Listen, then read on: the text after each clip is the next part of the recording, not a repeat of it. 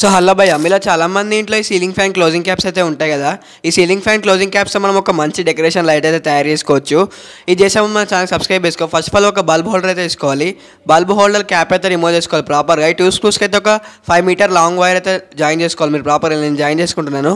తర్వాత మన దీని అయితే ప్రాపర్గా ఈ వైర్ నుంచి అయితే బయటకు తీసుకోవాలి. మన సీలింగ్ ఫ్యాన్ క్యాప్ నుంచి బయటకు తీసి మన హోల్డర్ని అయితే ప్రాపర్గా అందులో ఫిట్ చేసుకోవాలి. ఫేవికాల్తో ప్రాపర్గా ఫిట్ చేసుకోండి. నేనైతే గ్లూ స్టిక్తో అయితే ప్రాపర్గా ఫిట్ చేస్తాను నీట్గా టైట్గా. అలా ఫిట్ చేసుకున్న తర్వాత మన మిగతా output wise bulb holder cap నుంచి అయితే బయటకు తీసుకోవాలి ప్రాపర్గా.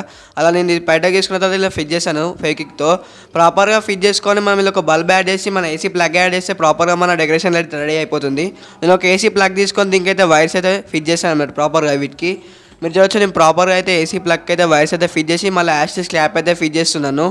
అలా క్యాప్ అయితే ఫిట్ చేసి స్క్రూస్ అయితే టైట్ చేస్తాను. ఇప్పుడు ఒక 0 బల్బ్ అయితే తీసుకోవాలి. నేను ఒక బ్లూ కలర్ 0 బల్బ్ అయితే తీసుకొని ప్రాపర్గా అందులో ఫిట్ చేసి ఇప్పుడైతే ప్లగ్ చేసి చూపెడతాను. సో నేను పవర్ అయితే ఇన్పుట్ ఇచ్చేది చూడవచ్చు ఎంత బాగా గ్లో అవుతుంది. మన డెకరేషన్ లైట్ ఎక్కడంటే అక్కడ సెట్ చేసుకోవచ్చు అనమాట నీట్గా.